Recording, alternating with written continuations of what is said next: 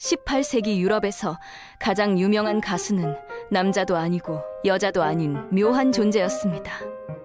무대에 오르면 여성들은 기절하고 귀족들은 무릎을 꿇었으며 어떤 사람들은 그를 신이라고까지 불렀는데요. 문제는 이 남자가 어린 시절에 강제로 거세를 당한 사람이었다는 겁니다. 더 충격적인 건 이게 한두 명의 이야기가 아니라는 거예요. 당시 이탈리아에서는 매년 수천 명의 어린 소년들이 오직 아름다운 목소리를 위해서 칼날 아래 놓였고 그중 상당수는 수술 도중에 목숨을 잃었습니다. 천사의 목소리라는 찬사 뒤에 숨겨진 잔혹한 진실.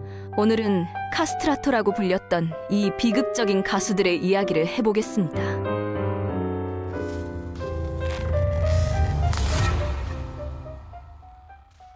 먼저 카스트라토가 뭔지부터 설명을 드려야 할 것 같은데요. 간단히 말하면 어린 시절에 고환을 제거당해서 평생 변성기를 겪지 않은 남자 가수를 말합니다. 남자아이들은 보통 사춘기가 되면 목소리가 굵어지잖아요. 그게 고환에서 나오는 남성 호르몬 때문인데 고환을 없애버리면 그 호르몬이 안 나오니까 목소리가 안 변하는 거예요. 그래서 어른이 돼도 어린아이 때처럼 높고 맑은 소리를 낼 수 있었던 거죠. 그런데 여기서 중요한 게 있어요. 단순히 높은 소리를 낸다는 게 핵심이 아니었거든요. 생각해보세요. 몸은 다 자란 성인 남자인데 목소리만 소년인 거예요. 그러니까 어른 남자의 큰 폐와 넓은 가슴을 가지고 있으면서 동시에 가늘고 높은 소리를 내는 거죠. 여자나 어린아이는 폐가 작으니까 소리가 금방 끊기는데 카스트라토는 한번 숨을 들이쉬면 한 분이 넘도록 노래를 이어갈 수 있었어요. 이건 여자 가수도 못하고 소년 가수도 못하는 오직 카스트라토만 할 수 있는 거였습니다. 이런 이상한 전통이 어떻게 시작됐는지 궁금하실 텐데요. 16세기 이탈리아 교회로 거슬러 올라가야 해요. 그때 가톨릭 교회에서는 여자가 성당에서 노래하는 걸 금지했거든요. 성경에 여자는 교회에서 조용히 해야 한다는 구절이 있다면서 여자들한테 노래를 못 부르게 한 거예요. 근데 문제가 생겼어요. 교회 음악에는 높은 음을 부를 사람이 꼭 필요했거든요. 그래서 어린 남자아이들한테 높은 음을 맡겼는데 이 아이들이 사춘기가 오면 목소리가 변해버리니까 더 이상 쓸 수가 없는 거예요. 교회 입장에서는 정말 골치 아픈 상황이었죠. 여자는 안 되고 남자아이는 금방 못 쓰게 되고 그래서 나온 해결책이 뭐였냐면 아예 남자아이가 변성기를 못 겪게 만들자는 거였어요. 고환을 없애버리면 목소리가 안 변하니까요. 이렇게 해서 카스트라토가 탄생한 겁니다. 교황이 있는 바티칸의 시스티나 성당 성가대에서 먼저 이런 가수들을 받아들였고 다른 교회들도 따라했어요. 처음에는 교회에서만 노래하던 카스트라토가 나중에는 오페라 무대까지 진출했는데요. 17세기에 이탈리아에서 오페라가 엄청 인기를 끌기 시작하면서 카스트라토들이 진짜 스타가 됐어요. 바로크 시대 오페라에서는 영웅이나 왕자 역할을 거의 다 카스트라토가 맡았거든요. 지금 우리 생각에는 이상하죠. 영웅 역할이면 멋진 남자 목소리가 어울릴 것 같은데 왜 높은 목소리를 가진 사람한테 맡겼을까요? 그 시대 사람들은 카스트라토의 목소리가 인간을 초월한 신비로운 소리라고 생각했어요. 그래서 영웅이나 신 같은 특별한 존재를 연기하기에 딱 맞다고 본 거죠. 그럼 도대체 어떤 아이들이 이런 끔찍한 수술을 받았을까요? 대부분은 아주 가난한 집 아이들이었어요. 당장 밥 먹기도 힘든 집에서 노래를 좀 하는 것 같은 아들이 있으면 부모가 결심을 하는 거예요. 이 아이를 거세시켜서 음악학교에 보내면 혹시 성공해서 돈을 벌지 않을까 하는 희망 때문이었죠. 성공한 카스트라토는 정말 엄청난 부자가 됐거든요. 요즘으로 치면 세계적인 팝스타 같은 수입을 올렸어요. 가난한 부모 입장에서는 위험하지만 해볼 만한 도박이었던 거예요. 물론 부잣집 아이들도 있었어요. 나중에 얘기할 파리넬리라는 가수가 대표적인데 이 사람은 중산층 가정 출신이었거든요. 음악적 재능이 너무 뛰어나서 본인이나 가족이 스스로 이 길을 선택했다고 전해져요. 근데 솔직히 이게 진짜 본인 의사였는지는 의문이에요. 수술을 받을 때 나이가 보통 10살도 안 됐거든요. 그 나이에 평생을 바꿀 결정을 제대로 이해하고 했을까요? 수술 과정은 정말 끔찍했어요. 재미있는 건 이 시술이 당시에도 공식적으로는 불법이었다는 거예요. 그래서 어느 도시도 우리 동네에서 거세 수술을 한다고 인정을 안 했어요. 18세기에 찰스 번이라는 음악 역사가가 이탈리아를 여행하면서 거세 시술하는 곳을 찾아다녔는데요. 한 도시에 가면 다른 도시로 가라 하고 그 도시에 가면 또 다른 데로 가라 하고 아무도 책임을 안 지려고 했대요. 다들 알면서도 모르는 척 했던 거죠. 실제로 수술을 한 사람들은 주로 이발사였어요. 그 시대의 이발사는 지금처럼 머리만 자르는 게 아니라 간단한 수술도 했거든요. 발치 같은 것도 이발사가 했어요. 이 사람들이 아이한테 아편을 먹여서 고통을 줄이거나 목에 혈관을 눌러서 기절시킨 다음에 따뜻한 물에 몸을 담갔다가 수술을 했어요. 당연히 마취도 제대로 없고 소독도 안 됐으니까 감염이나 출혈로 죽는 아이가 엄청 많았어요. 정확한 숫자는 모르지만 수술받은 아이의 절반 정도만 살아남았다는 얘기도 있습니다. 수술에서 살아남았다고 바로 무대에 서는 게 아니었어요. 음악학교에 들어가서 한 7년에서 10년 정도 혹독한 훈련을 받아야 했거든요. 아침부터 밤까지 노래 연습만 했어요. 발성하는 법, 숨 쉬는 법, 음악 이론, 악기 연주, 연기까지 다 배웠는데 하루에 6시간 넘게 노래만 했대요. 이 긴 훈련 과정에서 재능을 인정받은 극소수만이 오페라 무대에 설 수 있었고 나머지는 지방 교회 성가대에서 무명으로 살거나 아예 다른 일을 찾아야 했습니다. 카스트라토의 몸은 보통 남자와 많이 달랐어요. 남성 호르몬이 없으니까 뼈가 자라다가 멈춰야 할 때 안 멈추고 계속 자랐거든요. 그래서 팔다리가 비정상정저로 길었어요. 갈비뼈도 계속 커져서 가슴이 마치 술통처럼 둥글게 됐고요. 이게 노래할 때는 오히려 좋았어요. 폐가 들어갈 공간이 넓으니까 숨을 더 많이 들이쉴 수 있었거든요. 근데 얼굴에는 수염이 안 나고 몸에는 여자처럼 살이 붙어서 외모가 좀 이상했어요. 무대에서는 신비롭게 보였는데 일상에서는 사람들이 이상하게 쳐다보는 경우가 많았죠. 카스트라토가 제일 인기 있었던 때는 1720년대에서 1730년대 사이였어요. 이때는 유럽 어디를 가도 오페라 공연에 카스트라토가 꼭 있었어요. 카스트라토 없이는 제대로 된 공연을 못 올릴 정도였죠. 팬들의 열광도 대단했어요. 귀족 부인들이 좋아하는 가수 얼굴이 그려진 목걸이를 하고 다녔는데 요즘으로 치면 아이돌 굿즈를 모으는 거랑 비슷해요.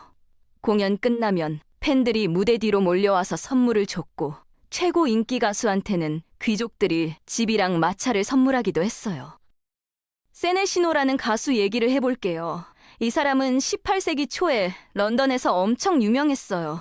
작곡가 핸델이랑 오래 같이 일했는데 10여 편이 넘는 오페라에서 주인공을 맡았거든요. 근데 두 사람 사이가 안 좋았어요. 둘 다 고집이 세서 맨날 싸웠대요. 결국 세네시노가 핸델을 떠나서 경쟁 오페라단으로 갔는데 이게 그때는 엄청난 스캔들이었어요.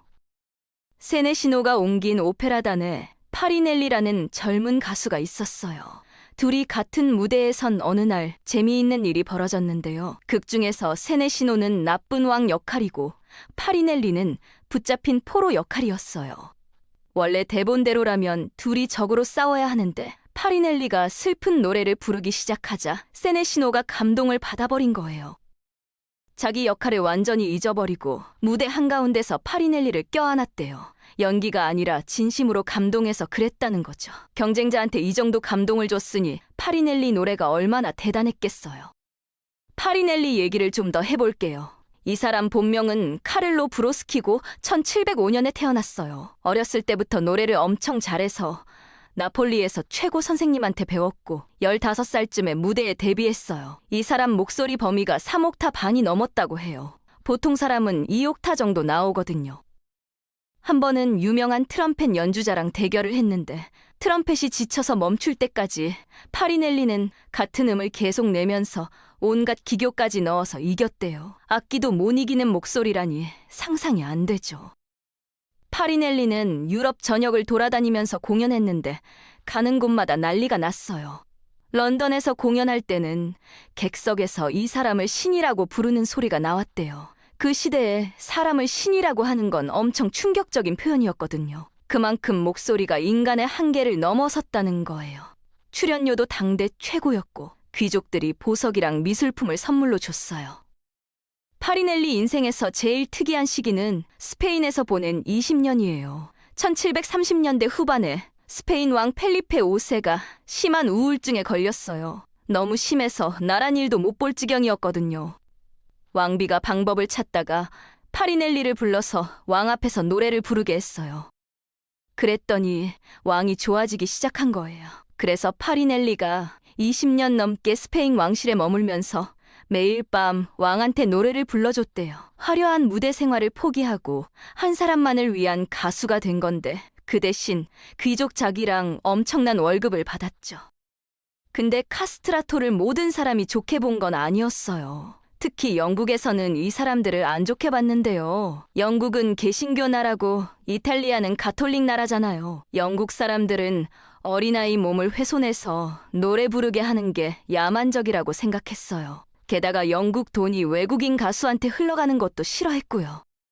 재미있는 건 카스트라토가 여자들한테 인기가 있었다는 거예요. 거세를 당했으니까 아이를 못 가지잖아요. 그래서 귀족 부인들한테는 안전한 상대로 보였대요. 임신 걱정 없이 만날 수 있으니까요. 실제로 스캔들이 여러 번 터졌어요. 1760년대에 한 카스트라토가 10대 귀족 아가씨랑 도망치다가 아가씨 아버지한테 잡힌 사건도 있었고요. 이런 일들 때문에 카스트라토에 대한 비난이 더 심해졌죠. 18세기 후반이 되면서 카스트라토 인기가 떨어지기 시작했어요. 음악 취향이 바뀌었거든요. 바로크 오페라처럼 기교 부리는 노래보다 자연스럽고 감정이 담긴 노래가 인기를 끌기 시작했어요. 그러면서 테너나 바리톤 같은 자연스러운 남자 목소리가 주목받게 됐죠. 또 계몽주의라고 해서 이성과 인권을 중요하게 생각하는 사상이 퍼지면서 아이 몸을 훼손하는 게 잘못이라는 비판도 많아졌어요. 오페라 무대에서 활약한 마지막 카스트라토는 조반니 벨루티라는 사람이에요. 1780년에 태어나서 1820년대에 런던에서 공연했는데 그때는 이미 수십 년 만에 나타난 카스트라토라고 불릴 정도로 희귀한 존재였어요. 1861년에 죽었고 그 뒤로 카스트라토 오페라 가수는 완전히 사라졌습니다. 1860년대에 이탈리아가 하나의 나라로 통일되면서 거세 수술이 법으로 금지됐어요. 가톨릭 교회도 1870년대 후반에 카스트라토를 더 이상 안 쓰겠다고 발표했고요. 근데 이미 거세된 사람들은 남아있었잖아요. 일부는 교회 성가대에서 조용히 계속 노래했어요. 마지막 카스트라토로 알려진 알레산드로 모레스키는 1858년에 태어나서 바티칸 성가대에서 노래했고 20세기 초까지 살았어요. 이 사람이 1900년대 초에 녹음을 남겼는데 이게 지금 남아있는 유일한 카스트라토 목소리 녹음이에요. 모레스키 녹음을 들어보면 솔직히 별로 안 예뻐요. 녹음 기술이 초창기였고 녹음할 때 이 사람이 이미 50대 중반이라 전성기가 한참 지났거든요. 목소리가 불안정하고 거칠어요. 근데 오히려 그래서 상상이 되는 거예요.